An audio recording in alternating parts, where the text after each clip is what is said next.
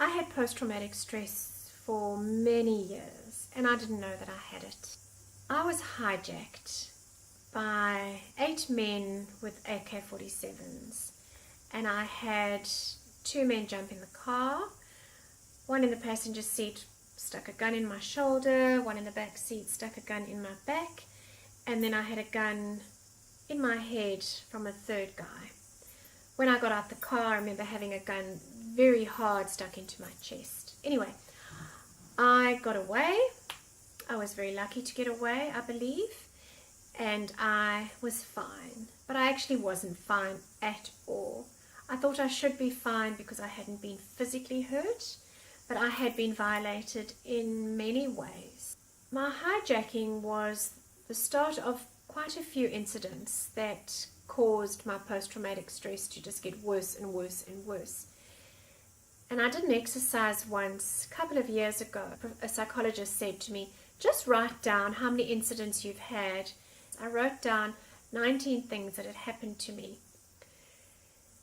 And some of them weren't really bad, but when I added them all up, I could see why I had become so fearful. Just a couple of the things that happened was one night I was home alone and I heard this banging and I sort of looked up and there were 2 faces and they had something in their hands and they were trying to break the window to get to me.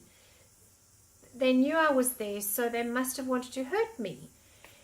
Another incident I had, I was holding my 4-year-old niece and my sister was with me and we walked into our house, and as we walked in I just said to her, run, and she said, why? And I said, there's people in the house. And with that, some guys came running out of a room and we were gone. So my fear was based on reality, but my brain went into high alert and it seemed to perform its job very, very well, maybe too well, but it ensured that my environment was safe.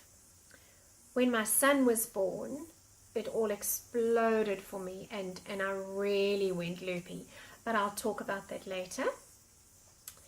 So I lived in this world that was filled with fear, and it was like a crushing fear. I could feel it physically on me, and panic. Oh, just panic all the time, and lots of anxiety and all the physical symptoms of panic and anxiety. I literally stopped sleeping because you can't be on guard when you're asleep. And also at night there were lots of nightmares, so it was easier to stay awake. One of the things that I've realized very recently is that I stopped learning while I was living with post-traumatic stress, because there was only place to learn one thing, and that was safety and security, and to make sure my environment was safe. You can't do that. You can't make the streets safe. You can't make the car safe. You can't make the motorway safe. You can make your house safe to a certain degree. You can't make your workplace safe. It can be safe to a certain degree. You just can't make your environment completely safe. And my thinking was that they were always there to get me, 24/7. So for me right now, it's kind of where I was 25 odd years ago in terms of learning. A lot of people my age, I'm sure, are financial literate and have incorporated their education into their own lives and are passing it on to their children. I think there are a lot of people in a similar position to me, and it's not part of our educational system, so how would we really learn it? I hope that you enjoy watching my videos and Daniel's videos, and I hope you learn a lot like I am.